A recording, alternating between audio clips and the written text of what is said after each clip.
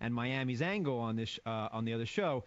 Ultimately, what I'm saying is this. Jeffrey Loria is a businessman, okay? What he did in this trade is not illegal. I don't think it's actually a bad baseball trade in the first place. I think baseball allows this to happen, and it's going to happen with other disenfranchised franchises as well, because they're going to be continued. If not losing money, they're not making as much of the money as they want. Say what you will about that. My point here is, I don't think Loria is a good guy, and I don't think what he did is right by any matter. But he had a bad team before this trade, and he has a bad team after it. And I don't understand the argument, and I know you do, so I want you to explain it.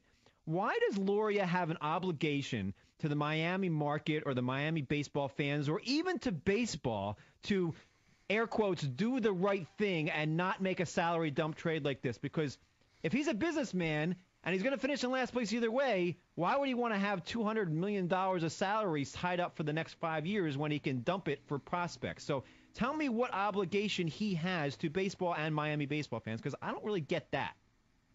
The publicly funded stadium, built on the promise that he would field more competitive teams with higher payrolls if they could only build him this stadium. And MLB is entirely culpable in this. If Loria had pulled a San Francisco Giants and built his own stadium, I understand there was a little public funding around, I think, some infrastructure. Still, I mean, the Giants, they paid for that stadium. In fact, if you want to argue that the Giants are the ultimate team to root for and it's awesome that they've won 2 recent World Series, that's the best reason of all. They were the one team that almost thumbed their nose at this welfare concept that we're going to go to the government, go to the taxpayers really with our hands out and say, build us a stadium because we're not profitable enough. The Marlins did a bait and switch, basically. They got the publicly funded stadium. They went out and spent a bunch of money, except they backloaded all the contracts and they shipped them out after a year. Well, we spent money, but it didn't work.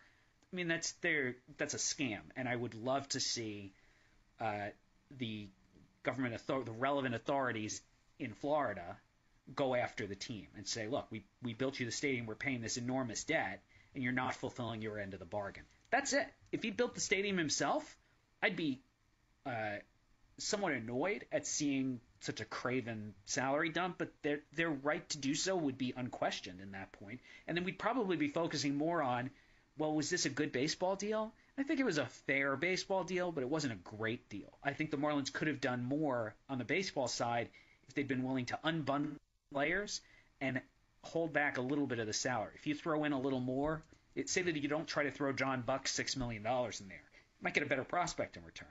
But the key interest for the Marlins here, as I see it, was just getting rid of the money. And Which they got less baseball in return. Yeah, but you got a chance. You got players like this. It's a chance to actually restart. Their system was not in good shape. It's in much better shape now. They don't have a lot of top prospects. Yelich and Fernandez and maybe Conley. I'm still a little bit of a skeptic there. They had an opportunity here to really restock it.